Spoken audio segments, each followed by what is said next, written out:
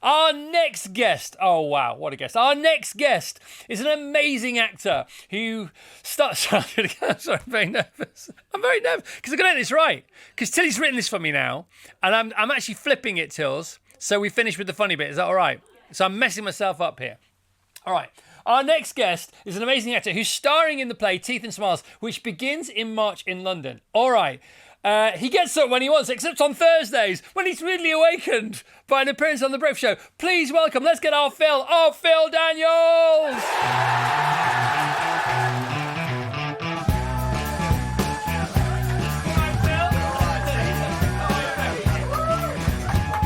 Nice to see you. Nice to see you. Oh my gosh. I love having you on the show. Love it. Good. How you doing? I'm good. I'm very good. All right. This is exciting. So you got a rock and roll play on your hands here. I have indeed, yes. All right. So this is based in 1969. It's already been done with Helen Mirren back in 75. Yeah. All right. What's the play called? Tell us about what goes on. It's 50 years since it's David Hare play called Teeth and Smiles, which is about a sort of rock and roll band that go to Cambridge to one of their balls, and they're on the way out. They're all getting upset, and Flower Power's kind of over. Right. And the lead singer's going through quite a tough time. Okay, so... and I'm their manager. So they can sense their demise. Yes. Yeah, the sort of the sun setting on their sort of Brian era. Brian Jones had just, died. And that's all in the play. There are a few references, but that's what's been happening, and things are changing. It's not as Flower Power anymore as it was. Right, so 1969, 10 years on from that, you actually had your own band. I did, with RCA, called Phil Daniels and the Cross. So and I listened to your album last night. Did you really? I did. Well, yeah, and I've been back in the studio 40-odd years later and doing it again. I was listening to you on... I heard it when it first went out with Alex James. And Alex James from Blur asking you about how you got in Blur. Now, we've all asked that question or wondered that question. But even Alex didn't know the answer, which I thought was a brilliant thing. Because I thought, well, obviously he knows. But then just listen to this. Parklife feels like a kind of peak Britpop moment, actually, doesn't it? I remember when you turned up for the rehearsal, all the band dropping their violins and getting their phones out and filming you, thinking, this might work. How did it even come about, the Blur thing? Was it through football? It was through football. I was captain of, I think, the Melody Maker then. Both the Melody Maker. And, okay, they were they never liked Blur. They didn't like Blur. Steve Sutherland. Steve Sutherland, remember him very well. Who was the editor, said, some young band want you to sing a song and blah, blah, blah. And he said, no, they're going places. Did he say that, really? Yeah. He was always horrible about our gigs. Oh, well, they're always horrible about everybody, aren't they? They sort of like the oddest. And Steve Sutherland said there's a young band, and the rest is history, really. I went to see Damon and... turned up at that studio in Chelsea. Right next to Chelsea, right next to Stamford Bridge, and 45 minutes later, I think, I came out and we'd got a track. We weren't really very well known at that point. Yeah, I think you were just you were cracking on, and it was good for me. I thought, this will be good, I like a bit of rock and roll. So there I was, turned up, and...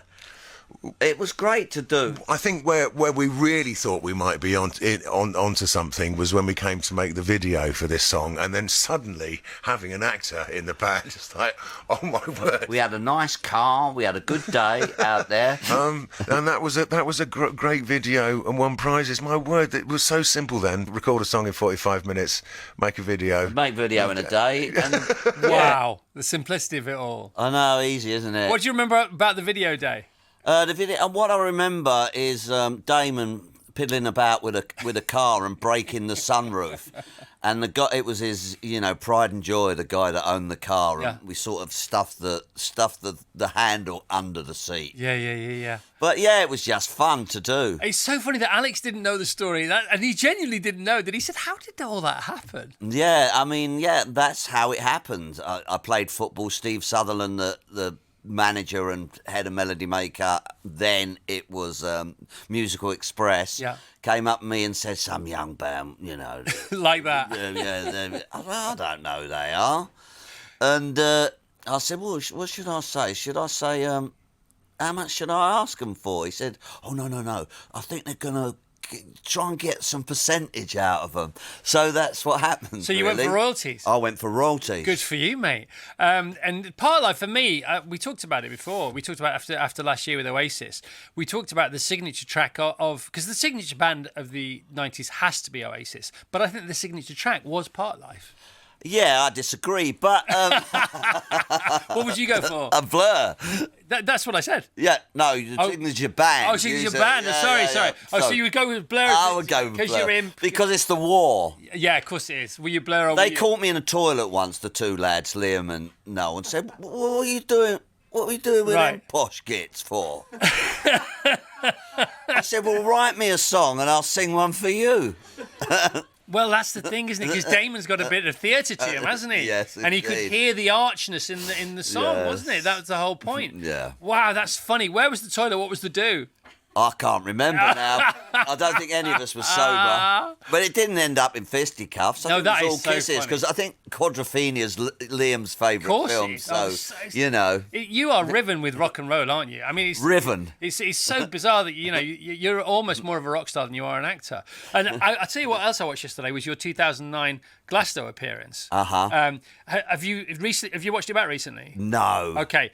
They play it so quick. Oh gosh, yeah. Because the adrenaline, you don't sing it quickly. I think the whole gig is quicker because they're so pumped because they're in front of that Glastonbury crowd. It must be double time, I reckon. Well, yeah, it's usually. I mean, if you listen to the record, it's not that fast. No, it's not at all. But whenever I've done it, it's like, oh my God, this is fast. And you've got to get all those words out. I've got to get the words it's out. It's all right for everybody getting on with it, isn't but it's always really and you've fast. got to be heard. The other thing about the Glasgow appearance is the fact that they're obviously, they've been on stage for a good 45 minutes or an hour or whatever it was. And, they are up to speed and they're dripping with sweat and this and that. You come on basically cold. So you've also got to get up to speed as well. And then as you do get up to speed, just as you get up to speed, it's all over and you're off. So it's one thing being on the stage at Glastonbury for an hour. What's it like being on for 3 minutes? I know, it's a weird feeling being a part-time pop star.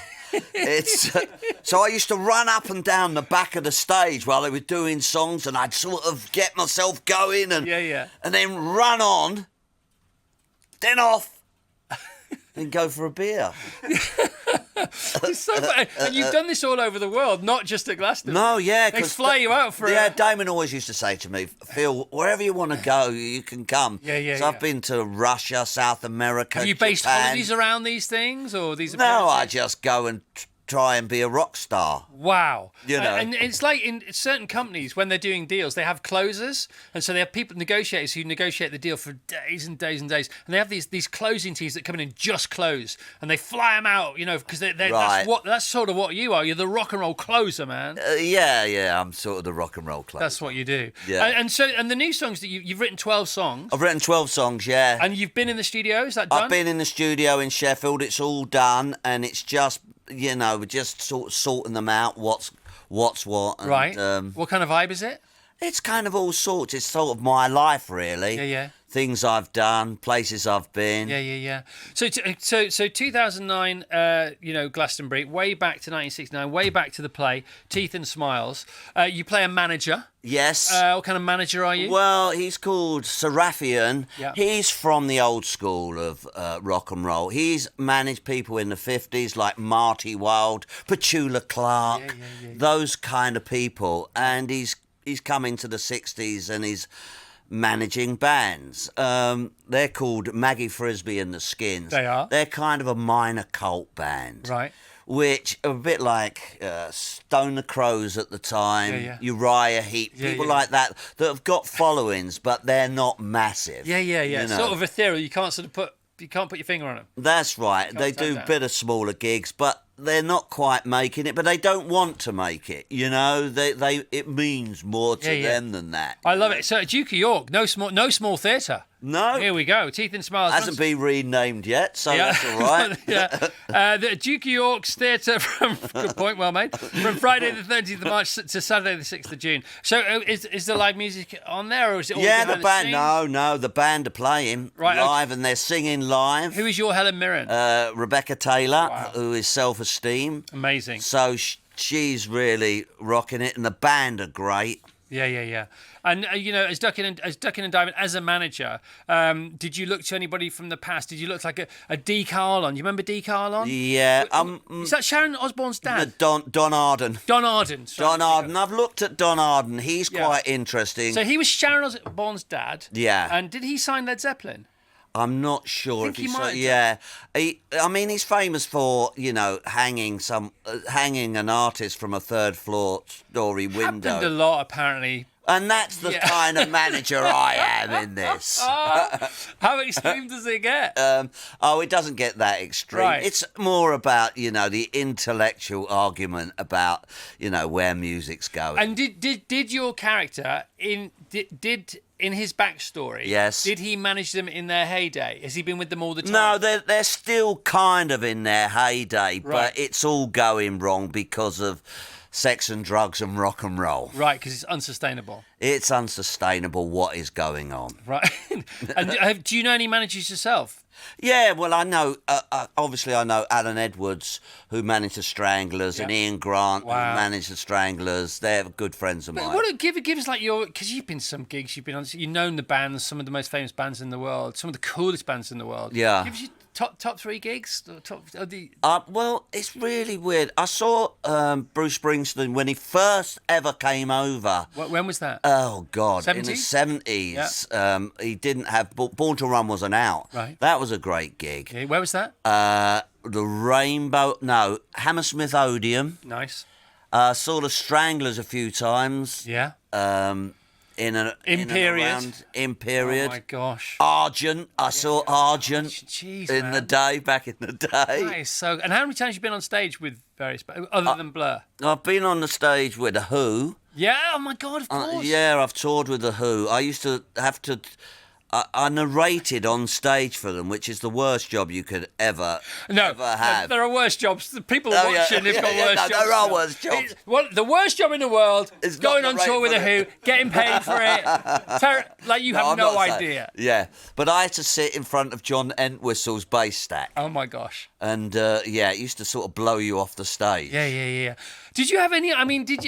None of us know what's going to happen in our lives. Did you have any idea that your acting was going to be so intertwined with music? Not really, but I suppose those guitar lessons, bunking off lessons for guitar lessons. Yeah. Did some good. How proficient are you on the guitar? I'm all right. Yeah? I can play it. Okay, so could you? I mean, you could join in with a few covers, no doubt. Yeah. Could you jam?